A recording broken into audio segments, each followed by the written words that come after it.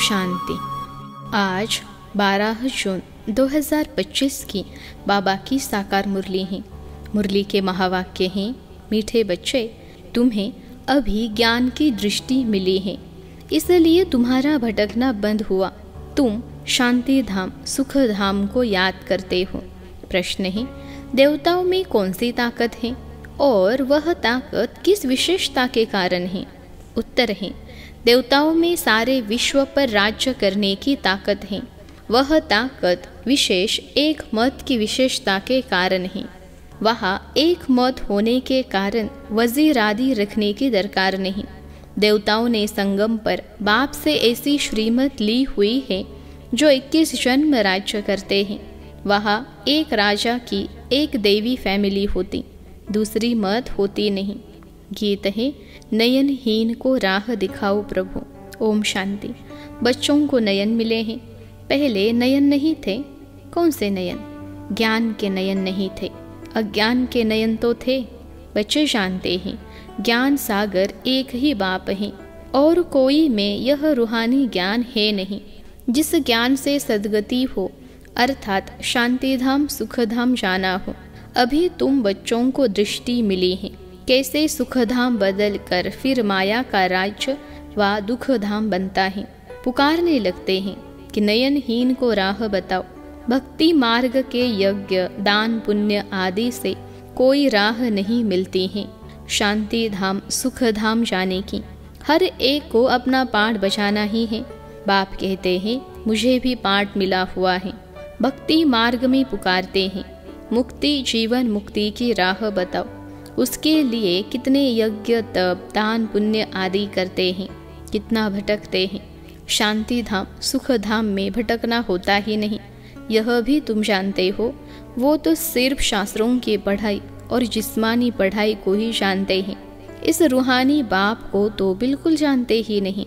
रूहानी बाप ज्ञान तब आकर देते हैं जबकि सर्व की सद्गति होती है, पुरानी दुनिया बदलनी होती है, मनुष्य से देवता बनते हैं, फिर सारी सृष्टि पर एक ही राज्य होता है देवी देवताओं का, जिसको ही स्वर्ग कहते हैं। यह भी भारतवासी जानते हैं। आदि सनातन देवी देवता धर्म भारत में ही था। उस समय कोई और धर्म नहीं था। तुम बच्चों के लिए अभी है संगम युग, बाकी सब है कलयुग में। तुम पुरुषोत्तम संगम युग पर बैठे हो। जो बाप को याद करते हैं, बाप की श्रीमत पर चलते हैं, वह संगम युग पर हैं, बाकी कलयुग में है। अभी कोई सॉवरेंटी किंगडम तो है नहीं, अनेक मतों से राज्य चलता है। सतयुग में तो एक महाराजा की ही मत चलती है, वजीर नहीं होते। इतनी ताकत रहती है, फिर जब पतित बनते हैं तो वजीर आदि रखते हैं, क्योंकि वह ताकत नहीं रहती। अभी तो है ही प्रजा का राज्य। सतयुग में एक मत होने से ताकत रहती है।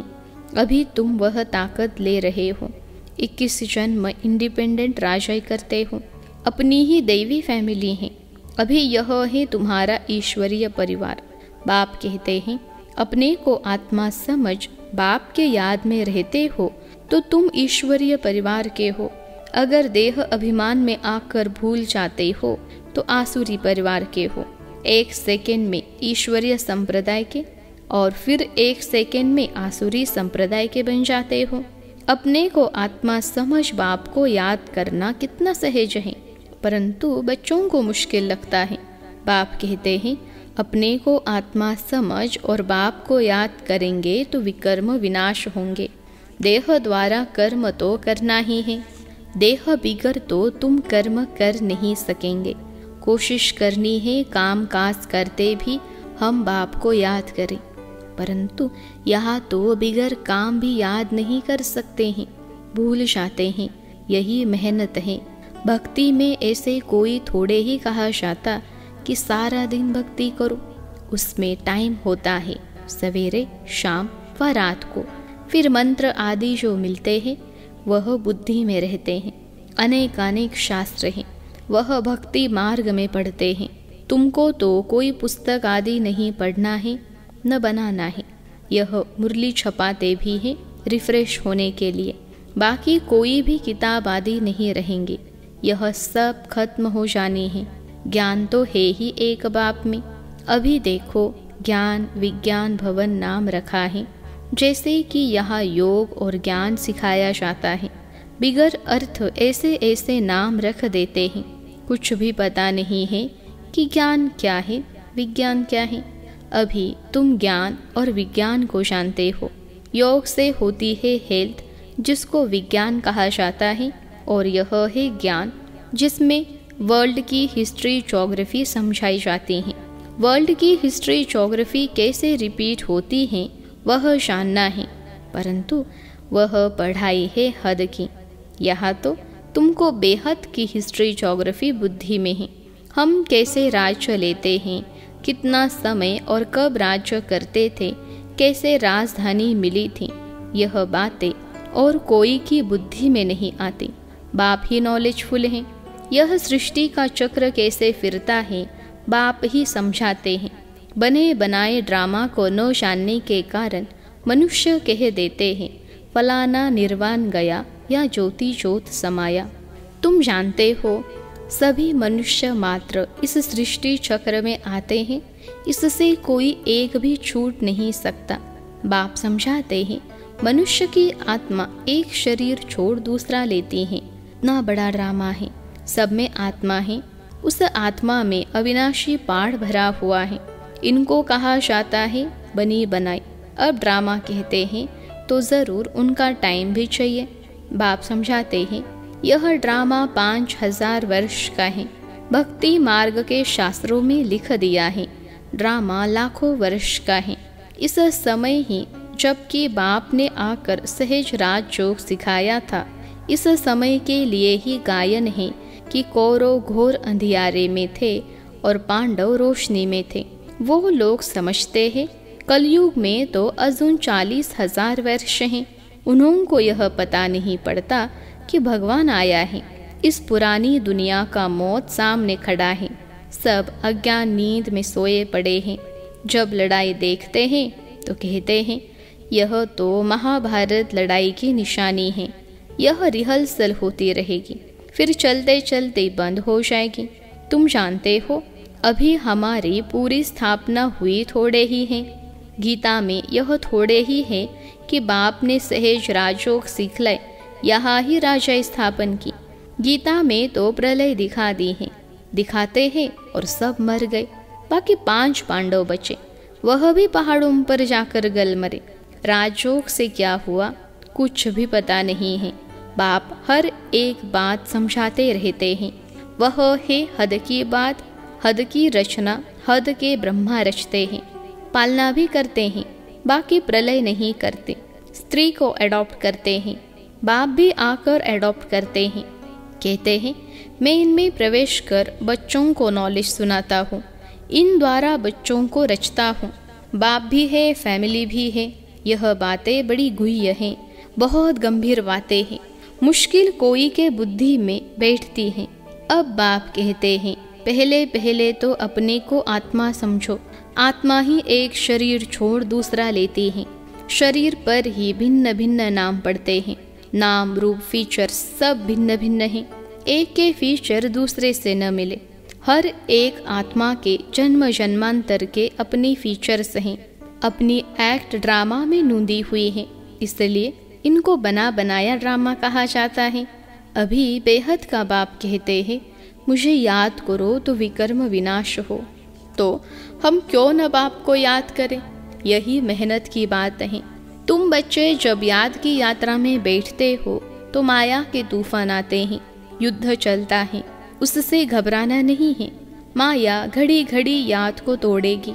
संकल्प विकल्प ऐसे ऐसे आएंगे जो एकदम माथा खराब कर देंगे। तुम मेहनत करो। बाप ने समझाया है इन लक्ष्मी नारायण के कर्मेंद्रिया वश कैसे हुई। यह संपूर्ण निर्विकारी थे। यह शिक्षा इन्हों को कहाँ से मिली? अभी तुम बच्चों को यह बनने की शिक्षा मिल रही है। इनमें कोई विकार नहीं होता। वह रावण राज्य ही नहीं, पीछे रावण राज्य होता है। रावण क्या चीज़ है यह कोई भी नहीं जानते। ड्रामा अनुसार यह भी नोंद है। ड्रामा के आदि मध्य अंत को नहीं जानते हैं, इसलिए ही नेति नेति करते आए हैं। अभी तुम स्वर्गवासी बनने के लिए पुरुषार्थ कर रहे हो। यह लक्ष्मी नारायण स्वर्ग के मालिक है ना। इन्हों के आगे माथा टेकने वाले तमो प्रधान कनिष्ठ पुरुष हैं। बाप कहते हैं, पहले पहले तो एक बात पक्की कर लो, अपने को आत्मा समझ बाप को याद करो। इसमें ही मेहनत है। जैसे 8 घंटे सरकारी नौकरी होती है ना, अभी तुम बेहद की सरकार के मददगार हो। तुमको कम से कम 8 घंटा पुरुषार्थ कर याद में रहना है। यह अवस्था तुम्हारी ऐसी पक्की हो जाएगी जो कोई की भी याद नहीं आएगी। बाप की याद में ही शरीर छोड़ेंगे, फिर वही विजय माला के दाने बनेंगे।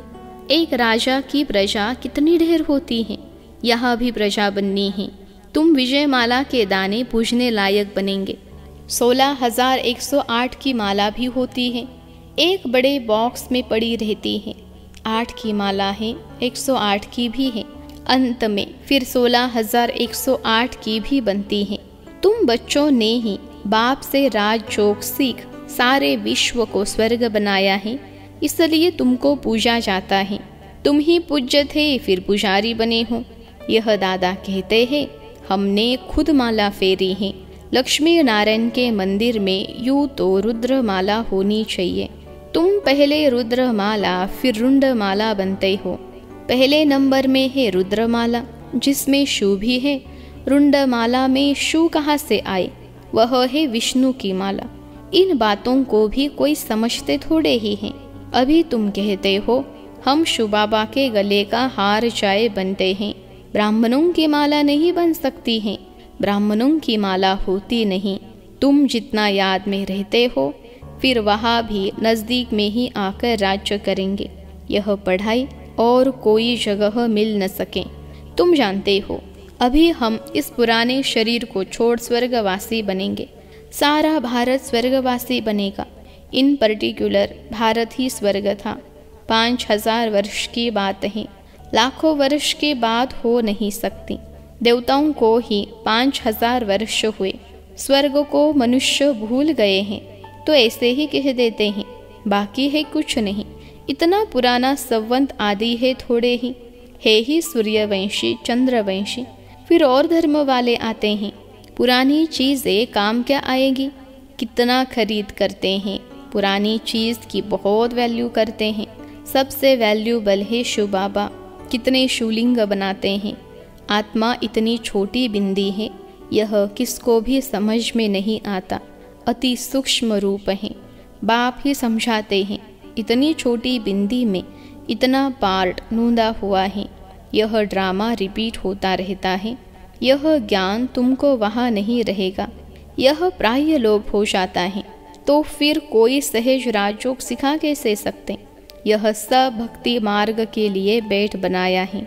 अभी बच्चे जानते हैं, बाप द्वारा ब्राह्मण देवता क्षत्रिय 3 धर्म स्थापन हो रहे हैं भविष्य नई दुनिया के लिए। वह पढ़ाई जो तुम पढ़ते हो वह है इस जन्म के लिए। इनकी प्रारब्ध तुमको नई दुनिया में मिलनी है। यह पढ़ाई होती है संगम युग पर। यह है पुरुषोत्तम संगम युग।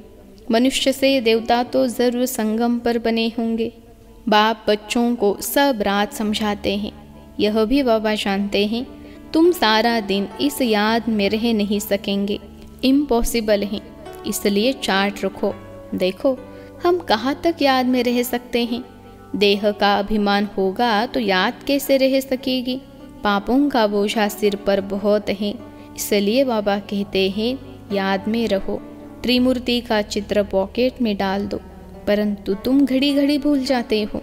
अल्फ को याद करने से बे आदि सब याद आ जाता है। बैच तो सदा लगा रहे। लिटरेचर भी हो, कोई भी अच्छा आदमी हो तो उसको देना चाहिए। अच्छा आदमी कभी मुफ्त में लेंगे नहीं। बोले इसका क्या पैसा है, बोलो यह गरीबों को तो मुफ्त में दिया जाता है, बाकी जो जितना दे। रॉयल्टी होनी चाहिए। तुम्हारी रस्म रिवाज दुनिया से बिल्कुल न्यारी होनी चाहिए। रॉयल आदमी आपे ही कुछ न कुछ दे देंगे। यह तो हम सबको देते हैं कल्याण के लिए। कोई पढ़कर भी तुमको पैसे भेज देंगे। खर्चा तो तुम करते हो ना। बोलो हम अपना तन मन धन भारत की सेवा में खर्च करते हैं। अच्छा, मीठे मीठे सिखलते बच्चों प्रति माता पिता बाप दादा का याद प्यार और गुड मॉर्निंग। रूहानी बाप की रूहानी बच्चों को नमस्ते।